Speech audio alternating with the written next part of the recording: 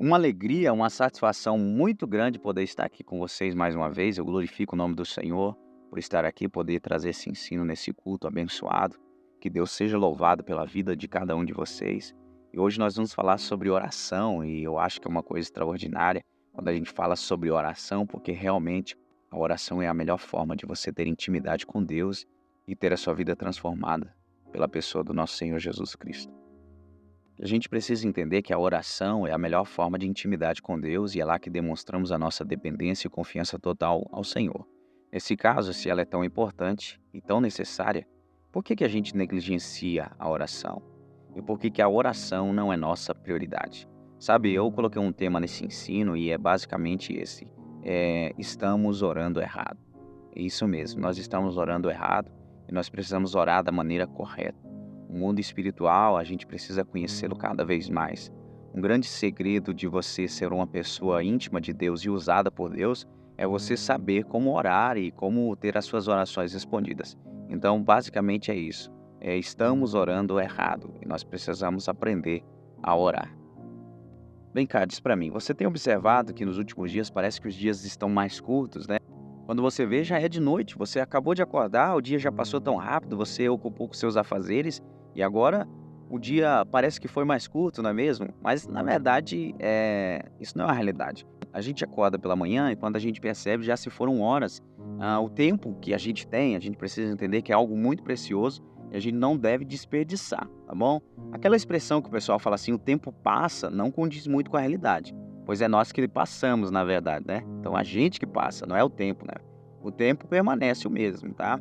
Veja bem, se a gente planejar uma coisa em 24 horas, se a gente bem administrar, será executada e a gente vai conseguir cumprir. Na maioria das vezes, só aquilo que é prioridade fará parte desse momento dessas 24 horas para ser cumprido, né. O que não for prioridade certamente vai ser deixado para segundo plano, tá. Essa ministração que eu estou trazendo para vocês aqui é para a gente refletir o quanto de nossas vidas nós estamos dedicando a Deus diariamente. Se Deus não for sua prioridade, logo Ele não fará parte desse teu processo durante esse teu dia, tá bom?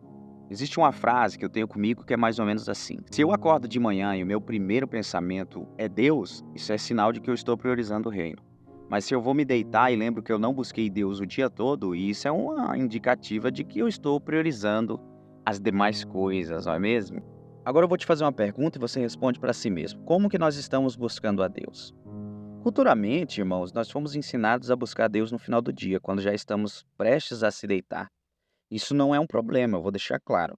A questão é que é exatamente nesse momento que nós estamos cansados demais para orar. Muitos já estão esgotados por causa do trabalho, faculdade, entre outros percalços da vida. Consequentemente, o período de oração será resumido. Nesse momento, a cama parece ser mais atrativa que o trono, né? Mas na realidade é no trono que a gente encontra o nosso maior descanso, né? E isso vai na contramão do que diz lá em Eclesiastes capítulo 8, verso 3, diz que quando a gente está na presença do rei, a gente não deve ter pressa. A questão aqui não é dizer se Deus está ou não ouvindo a nossa oração, mas sim a nossa dedicação a Ele. Então, não é de Deus para nós, mas é de nós para Deus, tá bom? Pelo menos é sobre isso que nós queremos falar nessa noite, tá bom? A Bíblia Sagrada ela é recheada de diversos exemplos e a gente pode seguir esses exemplos, tá? Vamos partir do princípio que todo relacionamento, escuta isso, todo relacionamento sem diálogo está caminhando para a falência, fracasso, tá bom? E com a oração não é diferente, ela é o diálogo com Deus. E se nós não priorizarmos, vamos a cada dia morrendo espiritualmente até chegar num total afastamento da presença de Deus. Se questione mais. Toda apostasia, escuta isso e anote. Toda apostasia começa com o fim da oração. A afirmação de alguém que deixou de servir a Deus sempre será essa: primeiro eu deixei de orar. Ao contrário de todos os grandes homens de Deus, mesmo tendo pensamentos diferentes, conflitos teológicos, discordâncias bíblicas entre si, eles tinham algo em comum. Você sabe o que é? Longos períodos de oração. Isso mesmo. O salmista disse: Olha, pela manhã, Senhor, ouvirá minha voz, e logo cedo te apresento o meu sacrifício e aguardo com esperança, lá no Salmo 5. Se nós cremos que Deus está no controle de tudo e com Ele todas as coisas cooperam juntamente para o bem, então temos que fazer como o salmista, logo pela manhã ao acordar em oração, deixar a direção do nosso dia nas mãos do nosso Senhor. Isso demonstra confiança e dependência. Vamos usar uma analogia aqui. Quando você é criança, você é totalmente dependente do seu pai, certo? Sim ou não? Ele é seu provedor e sem ele não é possível crescer saudável. Porém, quando crescemos, deixamos de ser dependentes e julgamos que não precisamos mais do pai para sanar as nossas necessidades. Aí está um problema. Por que é um problema? Quando somos muito independentes, desprezamos o pai.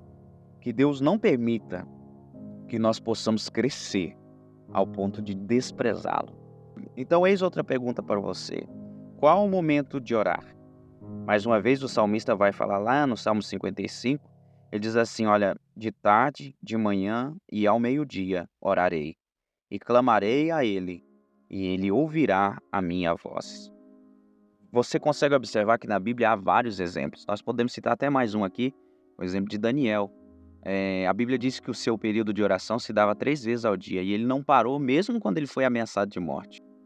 Já o rei Salomão vai deixar um versículo muito importante. Ele vai dizer assim: olha, aquele que me busca de madrugada, certamente me encontrará.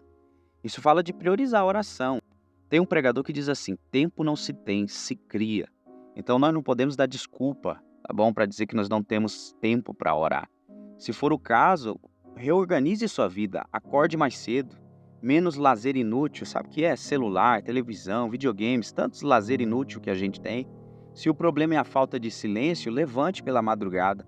Suas atividades, escuta isso, suas atividades não inutiliza a oração. Então ore no trabalho, ore enquanto você lava a louça, ore enquanto você almoça.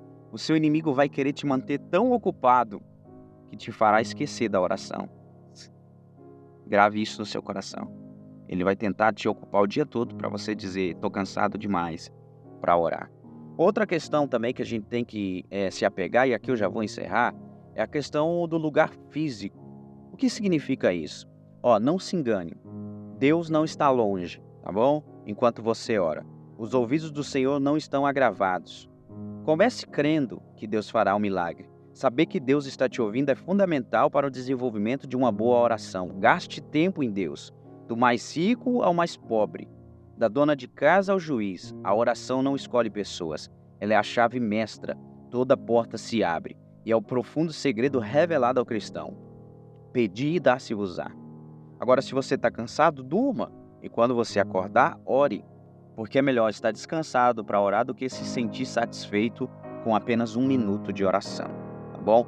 Essa palavra eu espero que tenha sido bênção para vocês. Que Deus abençoe a vida de toda a congregação. Que Deus abençoe a vida de cada um dos irmãos que estão nos ouvindo. Que Deus abençoe os irmãos também que nos acompanham na rede social. Se você chegou até aqui, curta, compartilhe e se inscreva nesse canal. Essa palavra vai chegar para mais pessoas. Aqui quem fala é o vosso irmão Lucas Keller. Que Deus abençoe a vida de cada um em nome de Jesus.